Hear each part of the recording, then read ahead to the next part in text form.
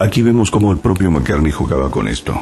De hecho, hay una foto donde pasa con su perro parodiando aquel álbum, aquella etapa del álbum Abbey Road. En esa ocasión sostiene una guitarra con su brazo derecho. La fotografía ha sido volteada para simular que es su lado izquierdo. Pero vean cómo su perfil encaja perfectamente cuando volteamos la fotografía.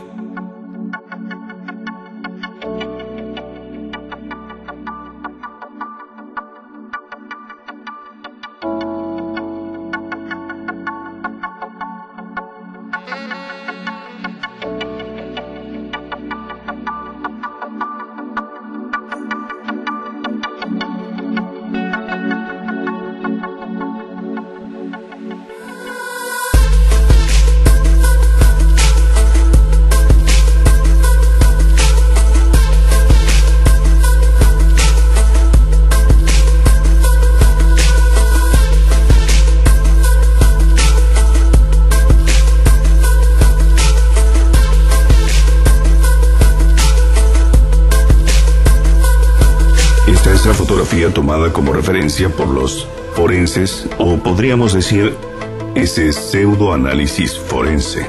Vemos que también han sido parte de este diseño de marketing, o por lo menos han ayudado a McCartney a mantener su vigencia. Un diseño que comenzó con la era Beatles y que continuó obviamente con la etapa solista de McCartney, sobre todo con el retorno de la Internet. Veamos algunas fechas coincidentes. La doctora Carlesi viene avalada por un espléndido currículum. El análisis forense fue hecho en el año 2009. En lugar de poner fin a los rumores, este análisis ha proporcionado una supuesta evidencia científica de que el Paul McCartney de hoy no es el mismo hombre que el Paul McCartney anterior a 1966. La doctora Carlesi es anatomopatóloga, patóloga forense y experta en reconocimiento craniométrico a través de fotografías. Ha calculado en la resolución de una serie de eventos criminales, ha colaborado en la resolución de una serie de eventos criminales con su metodología analítica. Ayudó, entre otros, a la identificación de Ali Adja en la Plaza San Pedro en 1981, en la investigación sobre el atentado contra el Papa Juan Pablo II. Sin embargo, en lo que respecta a la investigación sobre Paul McCartney, la doctora Carlesi comentó que al tratarse de un personaje muy famoso y vivo, ¿escucharon bien? Y vivo, prefiere darle al estudio un carácter de mero entretenimiento académico. Prefiere darle al estudio un carácter de mero entretenimiento académico. Carlesi se ha mostrado prudente porque los análisis no son sobre un cadáver, sino sobre fotos. Decía que no podía certificarlo por completo, pero sí con un amplio margen de seguridad. No podía certificarlo por completo. Bien, obviamente todo esto ha caído cuando nosotros hemos descubierto que la comparación en esa fotografía son solamente los oídos derecho e izquierdo de la misma persona, es decir, de Paul McCartney.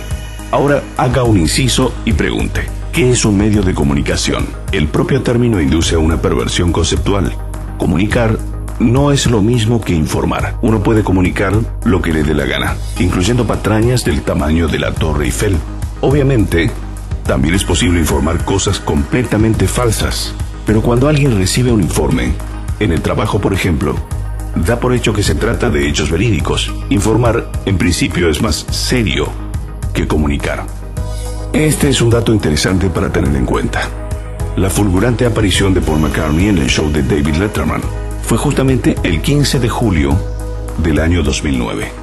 Pues así es, exactamente el mismo día en que esta revista hacía público su estudio, Paul McCartney aparecía en el show de David Letterman, su programa de entrevistas nocturno, presentado por un célebre cómico estadounidense que se emite en la franja de después de la cena de la CBS. Lo curioso de todo esto, y aquí pueden notar ustedes que fue solamente una estrategia de marketing, McCartney no fue para nada a desmentir lo publicado por esta revista italiana. No lo hizo, en absoluto. Después, ustedes saben cómo es el mundo de la televisión, la edición. Se trató de una entrevista de cortesía. se supone que debemos creer eso. Una entrevista casual, donde la anécdota de su presunta muerte se sacó a colación como un tema más. En ningún momento McCartney ni Letterman hicieron mención al estudio realizado por Carles y Gavazzeni. Que McCartney apareciera ese mismo día en un programa que seguramente se emite en diferido da mucho que pensar. Primero, porque dudo mucho que la aparición de un entrevistado en ese tipo de espacios se programe de la noche a la mañana. Es decir, cuando uno de estos famosos aparece entrevistados en este tipo de show, la cita se ha concertado mínimamente 15 días antes. Así pues, cabe sospechar que Sir Paul estaba al corriente de lo que iba a publicar esta revista, con bastante tiempo de antelación. Seguramente le llamaron y le dijeron: «Hey, Paul, bájate. Vamos a publicar que eres un impostor, un suplantador, un espantapájaros». A lo que él pudo haber respondido: «Ok, es una buena idea. Ya tengo una fecha estipulada con el Dr. Letterman. Iré a confirmar que el doble perfecto soy yo mismo. Es una buena idea». Efectivamente, McCartney confirmó en ese programa que ese doble tan perfecto era él mismo. Sin dudas, McCartney puede ser todo, pero menos imbécil.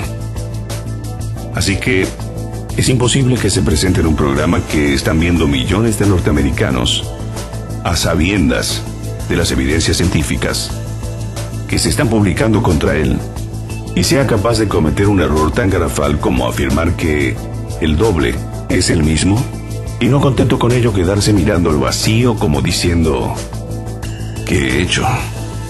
Me he delatado». Por lo menos, claro está que McCartney tenga un interés desorbitado en colar el presunto error de su subconsciente del telespectador para alimentar esta leyenda. Es una leyenda con una dimensión muy productiva. Por ejemplo, tengan en cuenta esto: todos esos fans de la nueva generación, analizando las señales en las portadas y escuchando atentamente las psicofonías invertidas de Lennon en Revolución 9.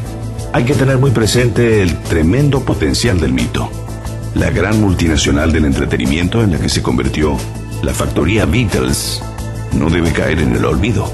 Lo que un día quizá comenzó como una broma macabra ha acabado siendo un arma publicitaria a tener en cuenta, una estrategia de marketing de largo alcance con un poder de seducción ilimitado. Sin dudas, el morbo vende hasta el infinito. Al respecto, cabe apuntar que durante todos los años 70, 80 y 90, esta leyenda urbana permaneció enterrada en el olvido. La gran mayoría de los fans, los que apreciaban al grupo simplemente por su música, no habían oído hablar de esta cuestión en la vida hasta tiempos muy recientes. No fue hasta la masiva implantación de Internet que el tema se reavivó. Naturalmente está fuera de esta investigación. Tampoco es descartable que entre algunos de los más célebres conspiracionistas de la red, como Plástico McCartney, The Rotten Apple y los intereses de la corporación Beatle, haya una conexión. Si todos estos conspiracionistas quieren saber realmente si McCartney es o no es, en lugar de hacer documentales sensacionalistas sobre el asunto, deberían ir tras un rastro para conseguir tan solo una gota de baba. Ciertamente, el análisis que hemos hecho nosotros nos parece suficiente. Hemos comparado los oídos biométricamente. En cuanto a McCartney, ciertamente, cualquiera que fuera mínimamente coherente no se dedicaría a analizar las supuestas pistas contenidas en la contraportada de Abbey Road. Perseguiría a McCartney y tomaría muestras de su saliva en un micrófono y después las llevaría a un laboratorio. Y con eso quedaría cerrada la leyenda. En cuanto a McCartney, hay dos preguntas interesantes. ¿Por qué no emprende acciones legales contra los que están las 24 horas del día especulando sobre su presunta falsa identidad? Digamos que para él sería sumamente sencillo desmentirlo. ¿Por qué no lo hace? Para esto solo hay dos respuestas. La primera, porque en realidad es un impostor que se esconde, que es la más absurda, de acuerdo a todas las coincidencias que se han reunido. O lo segundo y lo más importante, porque él y todos sus socios de negocios son los primeros interesados en que el asunto siga adelante. Como dijimos al principio, una estrategia de marketing perfectamente calculada. Recuerda que todo lo relacionado con lo misterioso es aquello que más atrae. Y sobre todo, si intentan venderte algo, seguramente es una mentira. Soy Juan Martín Bosch. He tenido que estampar mi firma por el solo hecho de que si hay alguno que esté interesado en llevar este video a su canal, por lo menos recuerde este nombre.